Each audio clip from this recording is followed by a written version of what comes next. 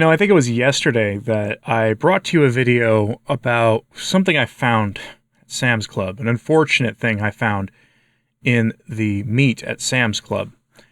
I had been doing some shopping and managed to, just on a whim, look at the macros that were on some hamburger patties and saw some additives that have no business being in the hamburger patties. At least no business if you think logically about things and expect hamburger patties to be made out of one thing, hamburger. Maybe a tiny amount of salt or something, but otherwise it should just be hamburger, especially when the label says 100% beef. Go watch that video if you haven't, but it did get me thinking. What other additives are there to beef? And it turns out the USDA maintains a whole list of the approved additives that you will commonly find in meat. And now most of these are going to be things that are in things like sandwich meat. If you buy some salami or bologna or something, you know that stuff is processed. They're talking mostly about things like that, or what goes into bacon or hot dogs or something, and I'm not going to go over those. We don't need to be told that, your bologna may have a first name, but it also comes with a whole host of other things you don't want to stick in your body under normal circumstances.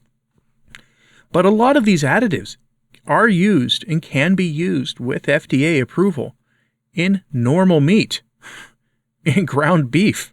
Often it's ground beef or ground chicken or ground turkey or ground pork or whatever meat at your store, but also sliced steaks can have these things added to them as well. And there are reasons. These things run things like antioxidants. Antioxidants are often added to meat to prevent, according to the USDA, the oxygen present in the air from causing undesirable changes in flavor or texture. These are things like BHA, BHT, and tocopherols. I think I said that right. These are examples. And according to the USDA, BHT, which is butylated hydroxytoluene, BHA, which is butylated hydroxyanisole, and tocopherols is vitamin E. They are antioxidants that help maintain the appeal and wholesome qualities of food by slowing rancidity in fats, sausages, and dried meats, as well as helping to protect some of the natural nutrients in food, such as, vitamin A. These are preservatives, essentially. They help prevent meat from rotting or from getting discolored.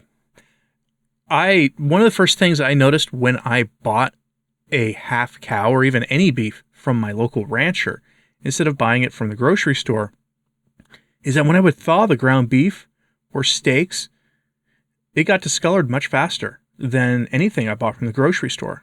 Now, they didn't rot any faster, or if they did, only slightly faster than what was coming from the grocery store. But they sure started getting discolored much more quickly. And that's because the rancher I buy from doesn't add this junk to his meat. The meat processing plant that he works with don't add this stuff to the meat. That gets added in somewhere else, perhaps at the grocery store level. But when you're buying directly from the source, you're not going to run into this problem, which is good. The meat is pure.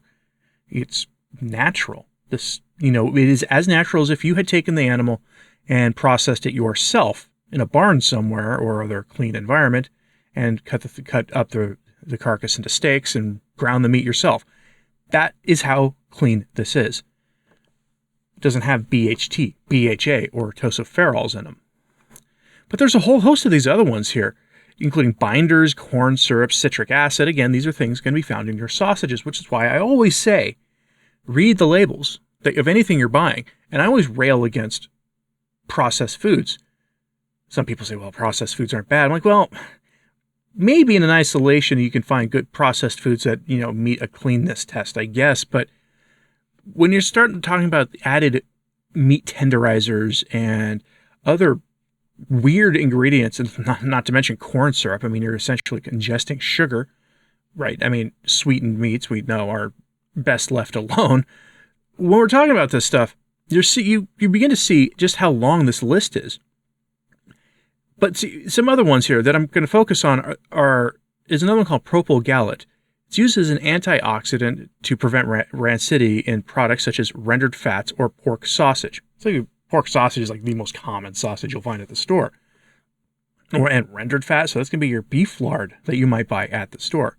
You can also just buy chunks of pork or chunks of pork fat from a butcher, maybe the butcher counter at the grocery store, and render that into lard yourself. It can be done. It's how people used to do things for the longest time. And these are basic skills we should all learn again. But these are made and often paired with BHA and BHT, the antioxidants, to prevent the oxidization of the meat, the discoloring of the meat. These are preservatives. And again, you're going to find this stuff often probably not even put on the label as being in there in all sorts of grocery shelf meat. So does that mean you should not buy your meat at the grocery store? I've never said that. I'm not one of these elitists who will tell you that you must break your bank to do a carnivore diet. I firmly believe you can do an effective carnivore diet for on the cheap. You just should know what you're getting yourself into. But, when you're talking about,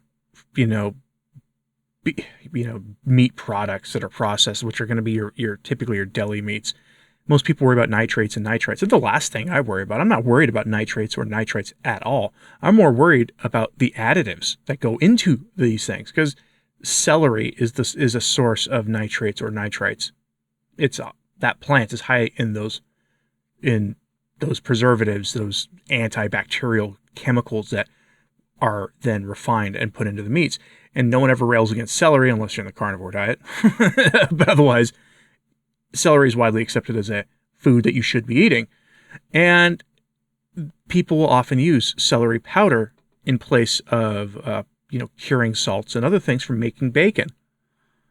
I'm not that worried about nitrates or nitrites. I'm very suspicious of the claims that are allegedly rooted in science that nitrates and nitrites are bad for you. But I'm much more worried about all these antioxidants and these other preservatives and what the effects on our metabolism are when a lot of people eat a lot of this stuff every single day. They don't even know it. Then you get things like texturizers, stabilizers, thickeners, binding things. And you're most familiar with the gelatin and carrageenan. Most people know that if you're buying dairy products on the carnivore diet, that one, you should only eat them rarely. That's how I put on a ton of weight this year already, was eating dairy. But you should only eat them rarely anyway, because they're often loaded with carrageenan, which has bad metabolic effects. But this stuff also can be added to ground meat. We know that fillers often get added to ground meat. The old pink slime controversy from several years ago rears its ugly head again. But in this we're talking here about thickening agents, texture protectors, and other things. These are items that can be added to your meat as well. That's why you should read the label. If you ever wonder sometimes why 80/20 ground beef from one store might taste different than 80/20 ground beef from another, it might be that you have a refined palate and are noticing something they hope nobody notices, that there is something else in the meat.